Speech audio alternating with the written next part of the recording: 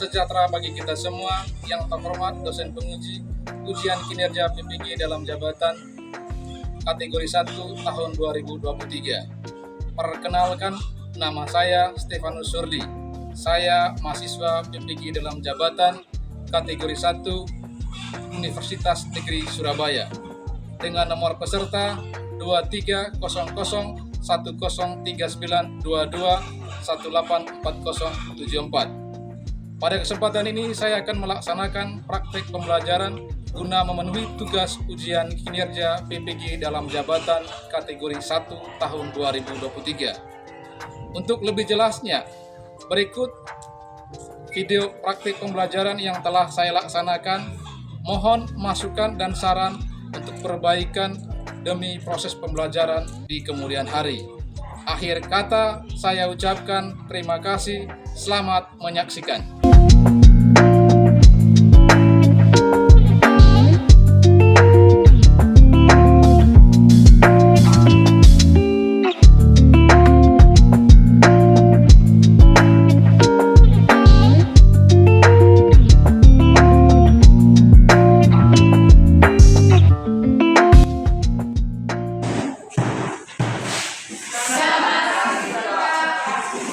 Selamat siang. Siang, mahasiswa. Luar biasa, kalian masih semangat untuk mengikuti pembelajaran kita pada siang hari ini. Baik, sebelum kita mulai kegiatan belajar kita, mari kita minta kekuatan, minta Roh Kudus hadir bersama kita supaya proses pembelajaran kita berjalan dengan baik sesuai dengan rencana kita sama-sama. Oke, saya minta yang mau tugas untuk memimpin doa. Silakan. Teman-teman marilah kita mati segala dan izinkan saya membawa doa ini secara berdoa di rumah. Kita minta surga, terima kasih atas perlindunganmu pada malam tadi sehingga pada pagi hari ini kami semua dapat berkumpul tempat ini dalam keadaan sehat walafiat. Pada di surga, sebentar lagi kami mulai pelajaran kami. Semoga pelajaran kami hari ini berjalan dengan lancar. Namamu kami puji, dengan Yesus dan sepanjang segala masa. Amin. Ada semua? Tidak ada. Tidak ada. Antonio Bunapa. Kelas namanya? Antonio Bunapa. Keterangan? Saya Mau satu orang? Ya. Baik. Minggu lalu kita bicara tentang kuliah statis.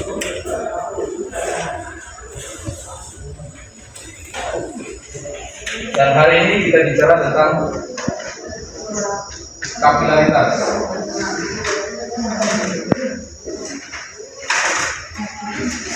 Sebelum kita mulai pelajaran pada hari ini, termasuk pada materi ini, terlebih dahulu Bapak mengajak kita untuk membuat kesepakatan belajar. Dan kesepakatan belajar ini tentu berangkat dari sebuah kesepakatan kelas yang sudah kalian buat. Misalnya, sebelumnya kita sudah sepakat kesepakatan kelas pertama harus ikut aturan. Kalau turunan dan harus ikut aturan ini, kira-kira untuk kesepakatan kelasnya apa? Yang pertama, mengikuti kegiatan belajar sampai selesai. Yang kedua, kita ingin berbicara. Ketika ingin berbicara, acungkan tangan. Ya. Ketiga, ketika berbicara ketika diberi kesempatan oleh Bapak Guru. Kita masuk pada materi tentang kapilaritas. Tujuan pembelajaran kita pada materi kapilaritas ini ada 3. Yang pertama, peserta didik dapat menganalisis fenomena kapilaritas dalam kehidupan sehari-hari.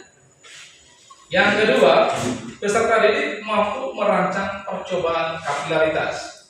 Kita nanti membuat sebuah percobaan dan kita menganalisis percobaan itu. Ya. Dan yang ketiga, peserta didik mampu menyimpulkan. Kalian nanti menyimpulkan tentang percobaan yang kita sama-sama lakukan. Sebelum masuk ke materi selanjutnya, Bapak akan munculkan 3 pertanyaan untuk kita semua. Pertama, mengapa tembok yang bocor dapat merembes atau menyerap air? Siapa yang bisa menjawab? Silakan. Ini pertanyaan pertama. Mengapa tembok yang bocor atau tembok yang pecah-pecah di luar? Kebetulan bangunan kita di sini sudah banyak yang sudah rusak temboknya, tapi kelihatannya mudah sekali untuk menyerap. Silakan Rado. Karena tembok yang bocor belum diplaster. Karena tembok yang bocor belum diplaster. Ya, terima kasih, luar biasa. Mungkin ada lagi yang lain? Silakan. Ya. Dari Intan, silakan. Ayo. Ya, dari mana? Karena partikel-partikel yang pada tembok tidak merapat. Tentang daun talas. Tahu daun talas. Tetapi daun talas ini ketika dibasahi atau dimasukin air ke sini tidak kelihatan basahnya. Melainkan di sini ada muncul gelembung-gelembung. Ya, maka ada pertanyaan untuk kita supaya kita sama-sama bisa berpikir. Mengapa di daun talas tidak dapat membasahi? Ayo, silakan, Jonas. Karena daun talas memiliki sifat dirinya sangat licin. Karena di daun talas memiliki unsur zat lilin yang licin. Rendasan air yang mencari jalan melalui materi atau porum suatu retakan yang ada di dalam tembok maupun fondasinya, gaya tekanan yang itu dapat menimbulkan alur air baru atau eksistensi hingga tembok retak. Pada dasarnya di tembok yang retak ini itu muncul rongga. Ya, rongga. Kalau rongga itu dalam prinsipnya air itu sistem kerjanya di mana tempat yang rendah dia akan masuk ke sana. Air pada dasarnya dia mencari tempat yang terlebar. Ya. Dan kedua, bicara tentang partikel. Ketika partikel itu rapat, maka air itu akan setengah mati. Tetapi kalau partikelnya itu longgar, terbuka, nanti kita akan sama-sama membuat sebuah demonstrasi berkaitan bagaimana kalau partikelnya rapat, apa yang dilakukan, apa yang terjadi ketika diberi air. Bagaimana kalau partikelnya rapat dan bagaimana partikel ketika longgar? Ya, ini nanti kita akan sama-sama. Tapi untuk sementara kita lihat sama-sama di tembok. Yang kedua ini daun talas. Oke. Selanjutnya kita bagi dalam bentuk kelompok. Ya, kebetulan jumlah kita ada 18 dan yang 18 atau 16 ya? 17 yang hadir 17 orang dan yang tidak hadir 1 orang. Kebetulan media yang sudah Bapak siapkan cuma 4 gelas, ada tisu dan ada kertas. Dan saya minta nanti keterwakilan dari masing-masing kelompok nanti untuk ambilkan air untuk isi setengah gelas atau satu gelas. Pertama ini dia punya susunan nanti. Coba kita lihat nanti Bapak akan bagikan LKPD-nya. Ini alat dan bahannya, langkah kerjanya nanti seperti ini. Nanti tugasnya selain kalian menganalisis fenomena-fenomena itu, nanti akan dicantumkan langkah-langkah kerjanya ya. Nanti dibagi kelompok, 2 kelompok, 1, 2, 1, 2, 1, 2. Kelompok satunya di bagian kanan saya, kiri Anda. dan kelompok 2 di bagian kiri saya, kanan Anda. Nah, nanti kalian akan mengamati tisu ini, di ujungnya dicelupkan di bagian air dan ujungnya dicelupkan di gelas yang kosong. Sedangkan yang kedua, kelompok 2 mengamati kertas ini, ya kan? Ujungnya nanti akan dicelupkan di gelas yang berisi air dan ujung sebelahnya di gelas yang kosong. Selama 5 menit kita akan mengamati peristiwa apa yang terjadi. Ya, nanti ada pertanyaan-pertanyaan yang sama-sama kita akan berdiskusi dan menjawab. Dan yang paling penting nanti untuk presentasinya berada di tempat masing-masing. Ya. Nah, sekarang hitung 1 2. Benar 2. 1 2. 1 2. Di sini nanti tepat untuk menyampaikan ke kita semua apa yang kamu buat. Ya. Oke. Dan kita kelompok 1 untuk isi air, kelompok 2 untuk isi air. Silakan. Ada air.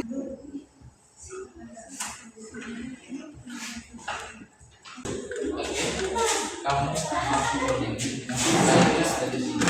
Yang mengamati, yang lain menulisnya. Ya.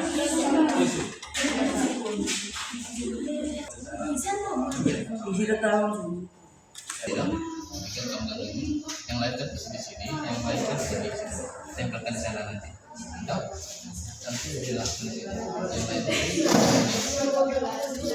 dan bahan ini nanti yang lain sampaikan. Yang lain pegang ini gelasnya, ini kertasnya, airnya. Nanti jelaskan dan nanti di video ini. Bisa diskusi. Ya. Yang lain nanti akan sampaikan nanti. Ini nanti akan ditempelkan di sini. Terus kamu nanti ada misalnya nanti kan alat dan bahan. Kamu angkat gelas buah-buah, tisunya, dan ini tisunya, berikut airnya ini. Langkah kerjanya, kamu sampaikan, tidak usah lagi sampaikan ini, jelaskan apa yang kamu sudah buat. Bisa dong? Bisa dong. Nanti tetap ditulis di sini menjelaskannya, di dalam sana. Tetap tulis di sini. Ya, jawab untuk jawabannya. Ya. Jawab sama. Ya, Pak.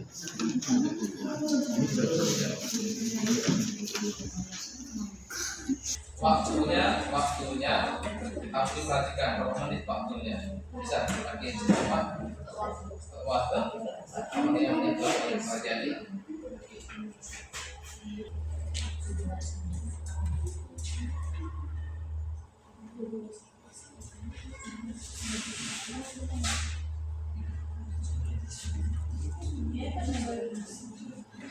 Dijelaskan kira-kira jumlah air seperempat berapa kilo, jumlah airnya segitu digunakan dengan waktu sekian dari perbedaan sekian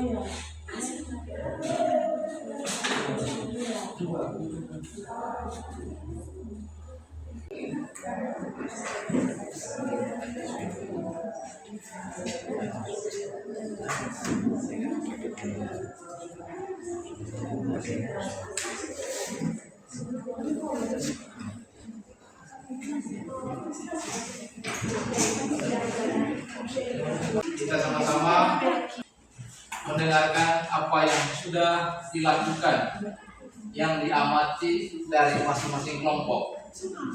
Dan pada kesempatan pertama, mari kita sama-sama melihat apa yang sudah dikerjakan dari kelompok 1 dan bagaimana hasil dari pengamatan mereka. Pada kelompok 1 saya persilakan untuk memaparkan ya kan hasil pengamatan, hasil percobaan. Ya. Selamat siang teman-teman. Siang. Kami dari kelompok 1 ingin mempresentasikan hasil pengamatan kami kepada teman saya untuk menjelaskan langkah dan alat kerjanya. Siang teman-teman. Dari dalam materi kapilaritas kami mengamati antara tisu dan air. Tisu, air, dan gelas. Bahan yang digunakan yaitu tisu, dua buah gelas, dan air.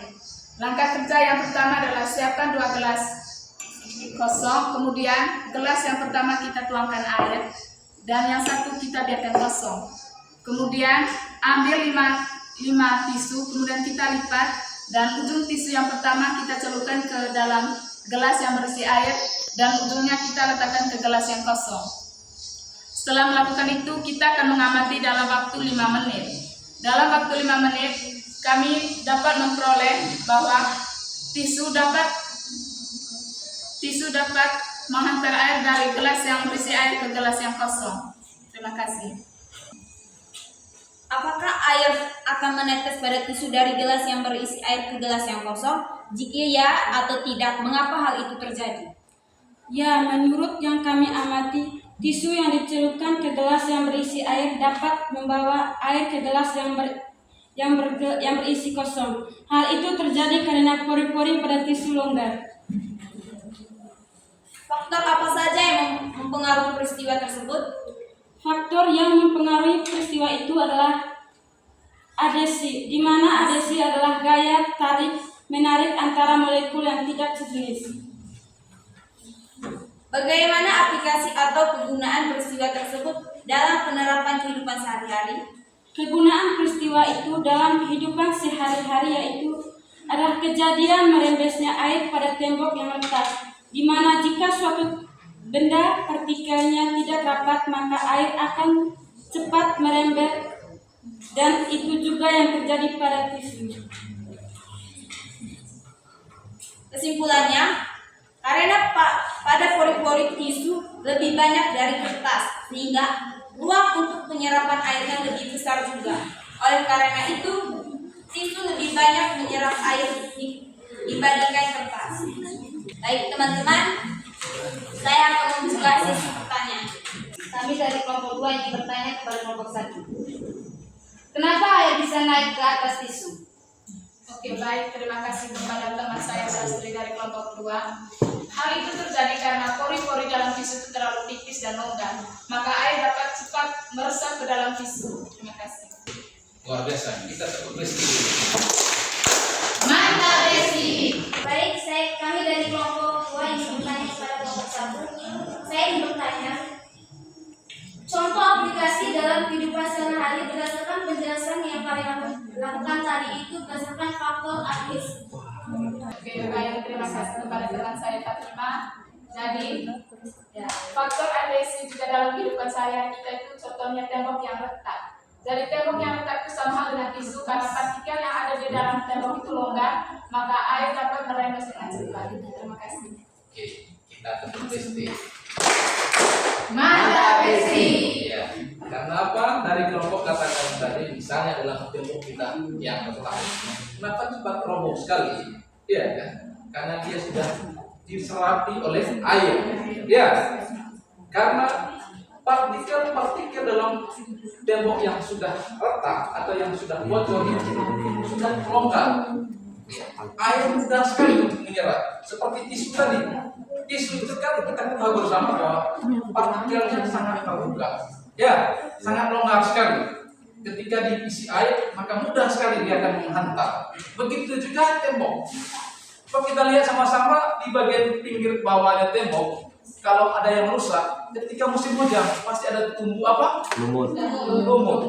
Iya. Lumut itu kan hidupnya di daerah-daerah yang longgar. Iya. Kenapa longgar? Karena airnya sudah masuk ke dalam tembok itu. Ya. Oke, luar biasa. Ya. Kalau sudah tidak ada lagi, silakan kelompok untuk menutupinya. Baik, terima kasih atas pada kesempatannya. Kurang dan lebihnya kami mohon maaf. Oke, kita lanjut. Terima kasih. Selanjutnya kita sama-sama mendengarkan laporan eksperimen dari kelompok 2. Ya. Nanti kita akan mendengar bersama, melihat bersama apa yang dilakukan dari kelompok 2. Seluas-luasnya saya beri kesempatan kepada kelompok 2 untuk maju ke tempat yang disediakan. Silakan. Selamat pagi Pak Guru, selamat pagi teman-teman. Kami dari kelompok 2 ingin mempresentasikan hasil tugas kelompok kami. Ada teman saya untuk persilakan. Saya persilakan. Baik, terima kasih teman saya Sastri. Sebelum kami melakukan pengamatan, kami perlu mempersiapkan alat dan bahan serta langkah kerja. Alat dan bahan yang pertama, siapkan 2 buah kertas, 2 buah gelas. Yang kedua, siapkan kertas, dan yang ketiga, siapkan air. Langkah kerja yang pertama, siapkan 2 buah gelas. Terus yang kedua, gelas pertama diisi dengan air dan gelas kedua dikosongkan. Yang ketiga, lipatlah 2 lembar kertas HVS. Yang keempat, kemudian ujung kertas dicelupkan di gelas yang berisi air ke gelas yang kosong. Yang ke-6, amati perubahan yang terjadi pada kertas yang berisi air dengan gelas yang kosong. Terima kasih. Apakah air akan menetes pada kertas dari gelas yang bersih air ke gelas yang kosong? Jika ya atau tidak, mengapa hal itu terjadi? Jawabannya tidak. Alasannya, karena pori-pori pada kertas sangat kecil, sehingga peresapan air pada kertas lambat dan air tidak dapat berpindah ke gelas yang kosong. Faktor apa saja yang mempengaruhi peristiwa tersebut? Baik, kertas HVS dapat menahan air di dalam gelas karena perbedaan tekanan. Tekanan udara di luar lebih besar dari tekanan udara di dalam, dan adanya faktor adhesi, gaya tarik-menarik antara partikel yang berbeda jenisnya. Bagaimana aplikasi atau kegunaan peristiwa tersebut dalam penerapan kehidupan sehari-hari? Contohnya, melekatnya air pada dinding tembok yang sudah diplaster, sehingga peresapan air sangat sedikit karena pori-pori pada tembok yang sudah diplaster sangat kecil. Kesimpulan, berdasarkan hasil pengamatan yang kami lakukan, dapat disimpulkan bahwa air tidak dapat berpindah ke gelas yang kosong karena peresapan air pada kertas lambat. Oke teman-teman, itu saja hasil kerja kelompok kami. Mungkin ada teman-teman yang ingin bertanya atau menanggapi. Oke, baik. Sebelum masuk ke sesi diskusi, kita berikan listing untuk kelompok 2. Silakan. Ya, karena kelompok 2 sudah menampilkan dengan baik, dan pada kesempatan ini kita diminta untuk menanggapi. Mungkin ada pertanyaan, ada masukan, silakan. Oke, silakan. Ya, langsung.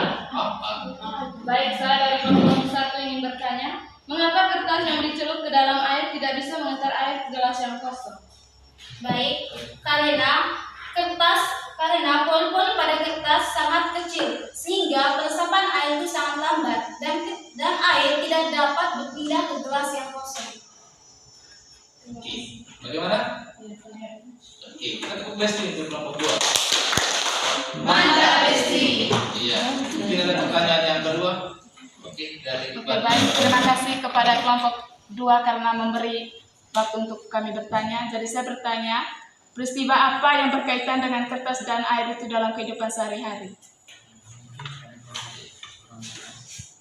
Baik, berdasarkan contoh yang kami ambil tadi, contohnya melekatnya air pada dinding tembok yang sudah diplaster, sehingga peresapan air sangat sedikit karena pori-pori pada tembok yang sudah diplaster sangat kecil.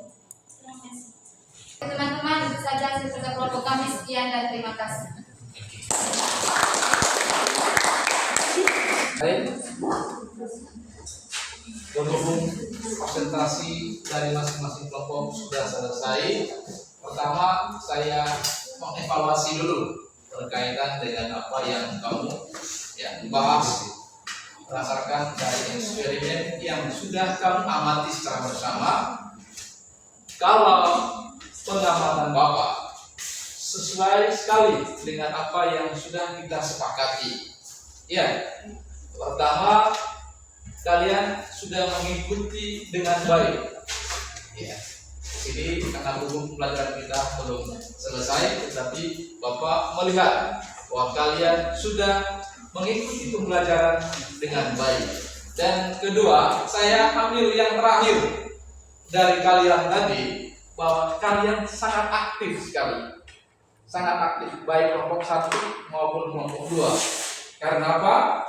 Kelompok 1 tadi sampai berkeringat-keringat untuk mengamati, menyiapkan bahan, begitu juga kelompok 2. Luar biasa, tepuk tangan dulu.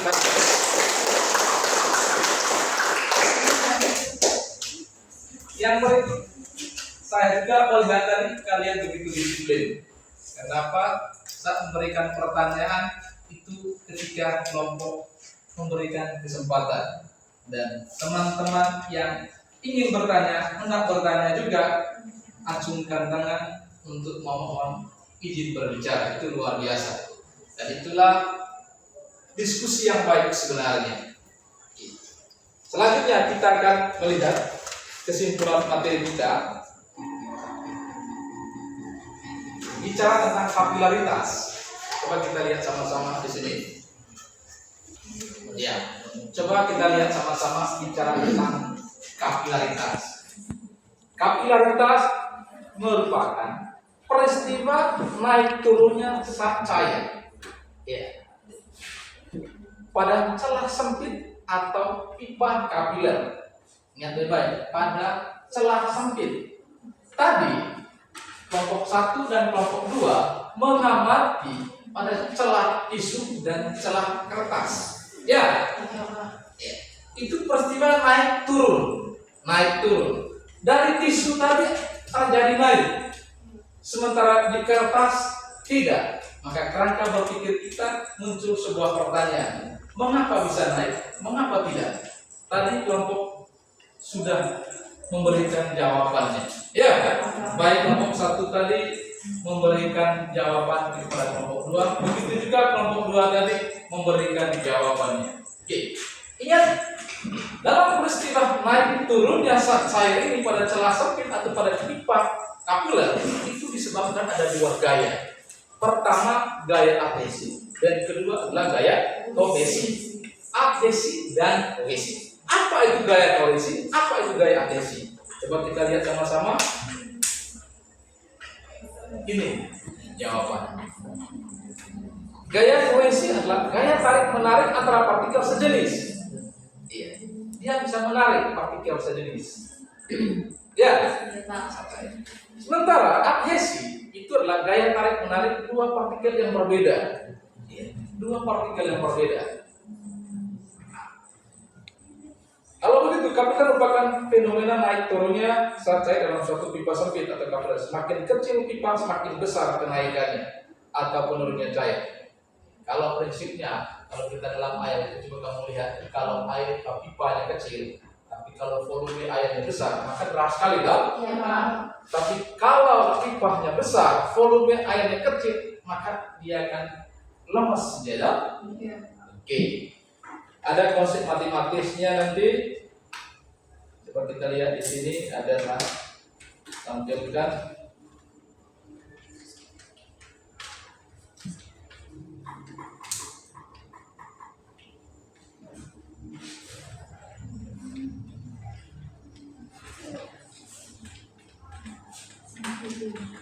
Ini dia punya rumus A sama dengan, mungkin tidak lihat, 2Y cos theta atau P sama dengan I kali ya R. Oke, mungkin itu saja. Tetapi sebelum mengakhiri pertemuan kita pada hari ini, saya akan berikan soal untuk kita kerjakan dalam waktu 2 menit. Jelamat.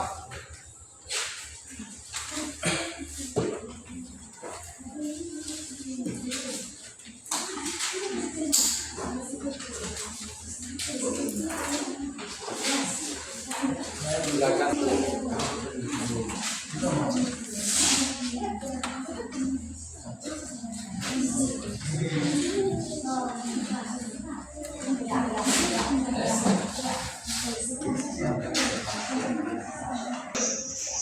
Yang sudah silakan kumpul.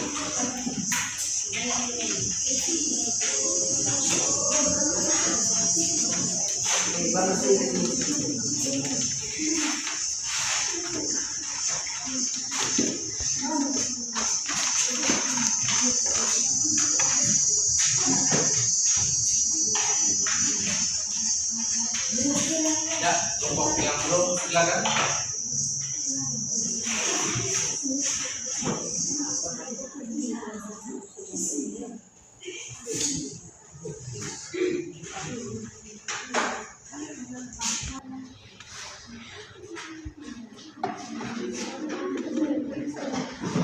Baik, sebelum akhir pertemuan kita pada siang hari ini, Bapak menginformasikan untuk pertemuan kita di minggu depan. Minggu depan, karena hari ini kita bicara kapilaritas, minggu depan kita masuk pada materi tentang fluida dinamis. Karena hari ini kita bicara tentang fluida statis, masuk ke materi tentang kapilaritas. Dan minggu depan kita masuk pada materi tentang fluida dinamis. Dan berikut, Bapak sangat berterima kasih pada kalian hari ini karena kalian betul-betul mengikuti apa yang sudah disepakati di kelas ini dan apa yang sudah disepakati pada pembelajaran kita pada siang hari ini. Baik, sebelum mengakhiri rangkaian kegiatan, rangkaian pertemuan kita pada siang hari ini, saya minta kesediaan dari salah satu peserta ini untuk menuntut kita dalam doa. Oke, yang bertugas, silakan.